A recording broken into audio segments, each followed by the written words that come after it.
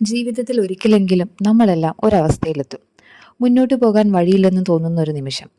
എന്ത് ചെയ്താലും ഒന്നും ശരിയാകുന്നില്ല എന്ന് തോന്നുന്ന സമയം. ഒരുപാട് പ്രതീക്ഷകളോടെ നമ്മളൊരു വഴി തിരഞ്ഞെടുത്തിരിക്കും. പക്ഷെ ഒരു ദിവസം അങ്ങനെ തോന്നും. അതായത് ഞാൻ തെറ്റായ വഴിയിലാണോ നടക്കുന്നത് എന്ന്. നമ്മൾ ശ്രമിക്കുന്നു, വീണ്ടും ശ്രമിക്കുന്നു. പക്ഷെ ഓരോ ശ്രമവും നമ്മളെ കൂടുതൽ ക്ഷീണിപ്പിക്കുന്നത് പോലെ. നമ്മൾ മുന്നോട്ട് പോകുന്നില്ല, മറിച്ച് നിൽക്കുന്ന സ്ഥലത്ത് തന്നെ നിൽക്കുന്ന പോലെ. അങ്ങനെ ഒരു സമയത്ത് നമ്മൾ ഒറ്റപ്പെട്ടതായി തോന്നും. ചുറ്റുമുള്ളവർ നമ്മളെ മനസ്സിലാക്കുന്നില്ല. നമ്മൾ ഉള്ളിൽ കൊണ്ടു നടക്കുന്ന ഭാരമൊന്നും മറ്റുള്ളവർ കാണുന്നില്ല. അവർ നമ്മളെ നോക്കുമ്പോൾ സാധാരണ ഒരു മനുഷ്യനെ മാത്രം കാണും. പക്ഷെ നമ്മളുള്ളിൽ ഒരു യുദ്ധം പോരാടിക്കൊണ്ടിരിക്കുന്നു. ഒരു ശബ്ദം നമ്മളോട് പറയും, നിർത്തൂ, ഇനി കഴിയില്ല. മറ്റൊരു ശബ്ദം പറയും, ഇനി ഒന്നുകൂടി ശ്രമിക്കൂ. ഈ രണ്ട് ശബ്ദങ്ങൾക്കിടയിൽ നമ്മൾ കുടുങ്ങി നിൽക്കും. അപ്പോഴാണ് നമ്മൾ ചോദിക്കുന്നത്, ജീവിതം ഇത്രയും കഷ്ടമാണോ എന്ന്. പക്ഷെ ബുദ്ധന്റെ കാഴ്ചയിൽ ജീവിതം കഷ്ടമല്ല. നമ്മൾ അതിനെ കാണുന്ന രീതിയാണ് നമ്മളെ കഷ്ടപ്പെടുത്തുന്നത്. കാരണം നമ്മൾ ജീവിതത്തെ ഒരു ഫിക്സ്ഡ് പാത്തായി കാണുന്നു. എല്ലാം നമ്മുടെ പ്ലാന് പോലെ തന്നെ നടക്കണം. പക്ഷെ ജീവിതം അങ്ങനെ പ്രവർത്തിക്കുന്നില്ല. അത് അൺപ്രഡിക്റ്റബിൾ ആണ്. അത് മാറിക്കൊണ്ടേയിരിക്കുന്നു. ഓരോ നിമിഷവും നമ്മൾ ഒരു കാര്യത്തിൽ വളരെ അറ്റാച്ച്ഡ് ആകുമ്പോൾ അത് നഷ്ടപ്പെട്ടാൽ നമ്മൾ തകരും.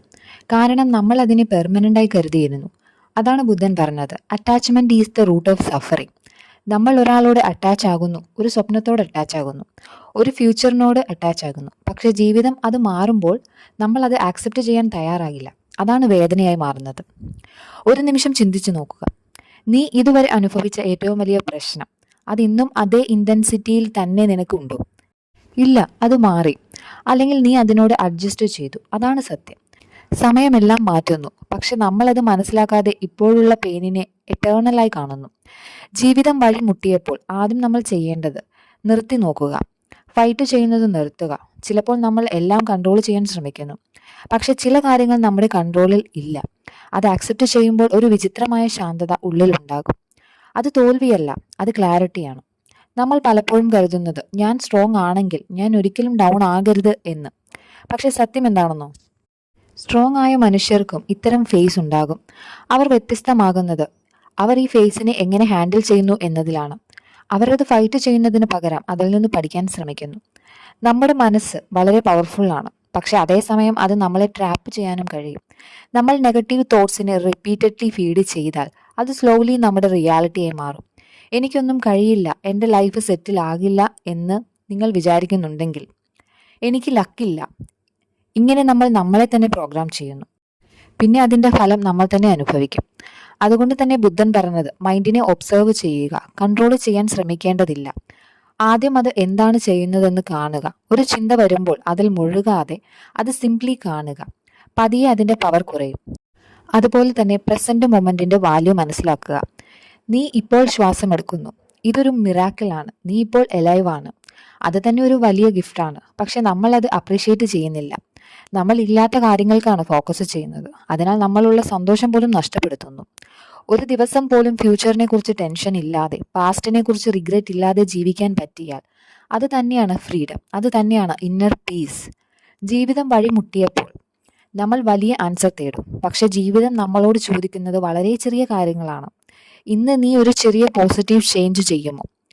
അത് മതി. ഒരു ചെറിയ ഡിസിപ്ലിൻ, ഒരു ചെറിയ ഹോപ്പ്, അല്ലെങ്കിൽ ഒരു ചെറിയ പേഷ്യൻസ്. ഇതിനെ ആസ്പദമാക്കി ബുദ്ധന്റെ ഒരു കഥ കൂടി പറയാം.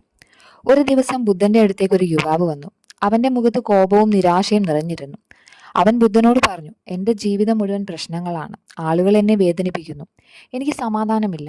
ഞാൻ എന്തു ചെയ്താലും ശരിയാകുന്നില്ല. ബുദ്ധൻ അവനെ ശാന്തമായി നോക്കി, ഒന്നും പറഞ്ഞില്ല. അവൻ വീണ്ടും ചോദിച്ചു, എനിക്ക് എന്താണ് ചെയ്യേണ്ടത്? എങ്ങനെ ഈ വേദനയിൽ നിന്ന് പുറത്തു വരാം? അപ്പോൾ ബുദ്ധൻ ഒന്ന് ചിരിച്ചു. അവനെ അടുത്തുള്ള ഒരു നദിയുടെ കരയിലേക്ക് കൂട്ടിക്കൊണ്ടുപോയി. അവിടെ ചെന്ന ശേഷം ബുദ്ധൻ അവനോട് പറഞ്ഞു, ഈ വെള്ളത്തിൽ നിന്റെ മുഖം നോക്കുക. യുവാവ് വെള്ളത്തിലേക്ക് നോക്കി. പക്ഷെ വെള്ളം അലയുന്നുണ്ടായിരുന്നു. അവൻ തന്റെ മുഖം വ്യക്തമായി കാണാൻ കഴിഞ്ഞില്ല. അവൻ പറഞ്ഞു, എനിക്കൊന്നും ക്ലിയറായി കാണുന്നില്ല. അപ്പോൾ ബുദ്ധൻ പറഞ്ഞു, കാത്തിരിക്കുക. കുറച്ചു സമയം കഴിഞ്ഞപ്പോൾ വെള്ളം ശാന്തമായി. ഇപ്പോൾ വീണ്ടും നോക്കാൻ പറഞ്ഞു. ഈ സമയം യുവാവ് തന്റെ മുഖം വളരെ വ്യക്തമായി കണ്ടു. അപ്പോൾ ബുദ്ധൻ അവനെ നോക്കിക്കൊണ്ട് പറഞ്ഞു, നിന്റെ മനസ്സും ഇതുപോലെയാണ്. കോപവും ഭയവും ആശങ്കയും ഉള്ളപ്പോൾ നിനക്കൊന്നും ക്ലിയറായി കാണാൻ കഴിയില്ല. നീ തീരുമാനങ്ങൾ എടുക്കും, പക്ഷെ അത് കൺഫ്യൂഷനിൽ നിന്ന് ആയിരിക്കും. പക്ഷെ നീ ശാന്തമായാൽ, നിന്റെ മനസ്സ് കാമാണെങ്കിൽ എല്ലാം വ്യക്തമായി നിനക്ക് കാണാൻ സാധിക്കും. യുവാവ് കുറച്ചു നേരം ഒന്നും പറഞ്ഞില്ല. അവന്റെ കണ്ണുകളിൽ ഒരു മാറ്റമുണ്ടായിരുന്നു. അവൻ മനസ്സിലാക്കി, പ്രശ്നം ലോകമല്ല, പ്രശ്നം പ്രശ്നം അവൻ്റെ ഉള്ളിലെ അശാന്തതയാണ്. അന്നു മുതൽ അവൻ തൻ്റെ ജീവിതം മാറ്റാൻ തുടങ്ങി. പുറത്തുള്ള കാര്യങ്ങൾ മാറ്റാൻ ശ്രമിക്കാതെ ആദ്യം തൻ്റെ മനസ്സ് ശാന്തമാക്കാൻ പഠിച്ചു. ജീവിതം നമ്മളെ ചിലപ്പോൾ നിർത്തും. കാരണം നമ്മൾ റോങ് ഡിസിഷനിൽ പോകുന്നത് കൊണ്ടാകാം. അല്ലെങ്കിൽ നമ്മൾ വളരെ ഫാസ്റ്റായി ഓടുന്നു. അതിനാൽ നമ്മൾ ബാലൻസ് നഷ്ടപ്പെടുത്തുന്നു. അതുകൊണ്ട് തന്നെ ലൈഫ് നമ്മളോട് പറയും, ഒന്ന് നിർത്തൂ, ഒന്ന് ശ്വാസം എടുക്കൂ, അതിനുശേഷം വീണ്ടും തുടങ്ങൂ. അത് പണിഷ്മെൻ്റ് അല്ല, അതൊരു ഗൈഡൻസ് ആണ്.